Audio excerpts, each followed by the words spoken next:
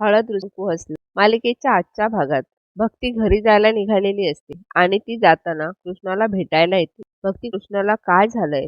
कोणतं टेन्शन आलंय तुला? असं विचारत असते. परंतु कृष्णाला बाळजाबाईंनी दिलेली धमकी आठवते. जर तू माझं सत्य दुष्यंतला सांगितलं तर काहीही घडू शकतं. तुझी बहीण तिचं औषध पिऊ शकते, गच्चीवरून खाली पडू शकते, नाहीतर जिन्यावरून गडगडत येऊन जीवानीशी हे आठवल्यानंतर कृष्णा भक्तीला काहीही सांगत कृष्णाला खूप टेन्शन आलेलं असतं. भक्ती दुष्यंत आणि कृष्णेचा निरोप घेऊन निघून जाते. दुष्यंत सुद्धा कृष्णाला काय झालंय, कृष्णा काय लपवते हे सगळं कृष्णाला विचारत असतो. दुष्यंतला माहित असतं कृष्णा आपल्यापासून काहीतरी लपवते. दुष्यंत कृष्णाला आपली शपथ देतो आणि खरं काही ते सांग असं म्हणतो. हे ऐकून कृष्णा नाविलाजाने सांगत असते, ज्या माणसाला मी पाहिलं त्याचे डोळे घारे होते. त्यानंतर कृष्णा अंगणामध्ये झाडू मारत असते, परंतु दुष्यंत मात्र कृष्णाला काम करायला देत नसतो. दुष्यंत कृष्णाच्या हातातून झाडू काढून घेतो आणि तो बाजूला ठेवतो. दुष्यंत कृष्णेला आराम करायला सांगत असतो आणि हे सगळं पूजा लांबूनच बघत असते आणि पूजाचा जळफळाट होत असतो. तिला कृष्णेचा खूप राग आलेला असतो.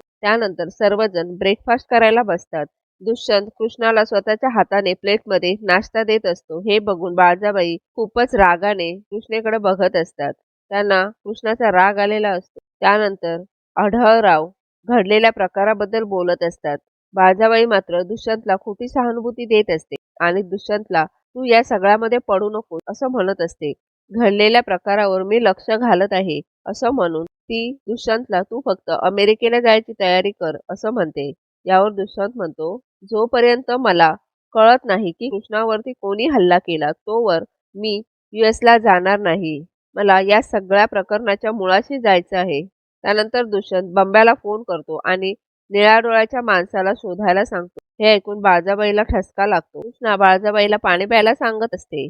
बाळजाबाई मात्र इकडे आपल्या माणसाला फोन करून त्या निळ्या डोळ्याच्या माणसाला म्हणजेच त्या निल्याला तडीपार व्हायचे आदेश देते. परंतु बाळजाबाईचा माणूस म्हणत असतो की त्याला फोन लागत नाहीये, त्याचा नंबर बंद आहे आणि त्याचा काहीही पत्ता नाहीये. त्यानंतर कृष्णा मिरच्या वाळत टाकत दुष्यंत सुद्धा कृष्णेला मदत करत असतो आणि हे सगळं पूजा लांबूनच बघत असते. खरं तर दुष्यंत कृष्णाला अजिबात एकटं सोडत नसतो. जयकांत दुष्यंतला निळ्या डोळ्याच्या माणसाला शोधायला जायला सांगतो, परंतु दुष्यंत नकार देतो. दुष्यंत म्हणत असतो की कृष्णाला आता एकटं सोडणं खूप रिस्की आहे. यावर जयकांत म्हणत असतो, घरामध्ये खूप सारी माणसं आहेत कृष्णेची काळजी घ्यायला. दुष्यंत म्हणतो, मग त्या दिवशी तर त्याच्यापेक्षा जास्त माणसं होती, तरी सुद्धा असं का घडलं? पुढे जयकांत म्हणतो, तुझ्यासारखा मर्दगडी बायकोच्या मागे पुढे करतो ते चांगलं नाही दिसत. बाहेर लोक नावं ठेवतात. दुष्यंत म्हणतो, केवढ्याशा गोष्टीने दुखावतो रे मेलिगो तुमचा.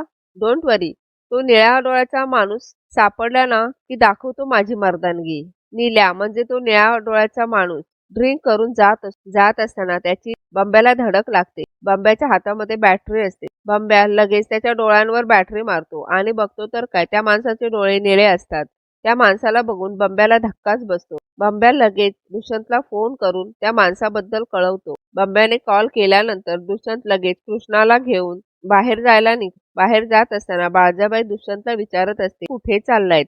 दुष्यंत बाळजाबाईला त्या घाऱ्या डोळ्याच्या माणसाबद्दल सांगतो आणि पुढे निघून जातो. मागे कृष्णा बाळजाबाईला म्हणत असते, बाळजाबाई तुमची वेळ संपली आता. हे ऐकून बाळजाबाईला खूप टेन्शन आलेलं असतं. दुष्यंत खूप चिडलेला असतो. दुष्यंत कृष्णाला म्हणत असतो की हा जर तोच माणूस असेल ना तर बघ कशी हाडं खिळखिळ करणार मी त्याची. बाळजाबाई इकडे खूप घाबरलेली असते आणि ती आपल्या माणसाला फोन करून ओरडत असते आणि बाळजाबाईचं हे सगळं बोलणं आढळराव बाहेर लपूनच ऐकत असतात. जयकांतची मात्र घाणेरडी नजर पूजावर असते.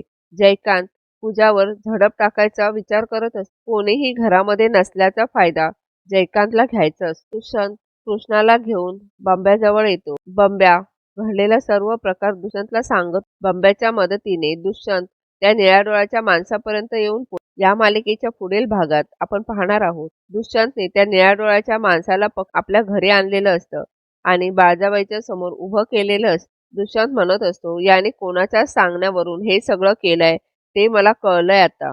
बाळजाबाईला खूप टेन्शन आलेलं असतं. त्यानंतर बाळजाबाईच्या त्या गुंडाने बाळजाबाईला फोन केलेला असतो आणि म्हणत असतो, बाळजाबाई माफ करा मला, मी तुमचं काम नाही करू शकलो.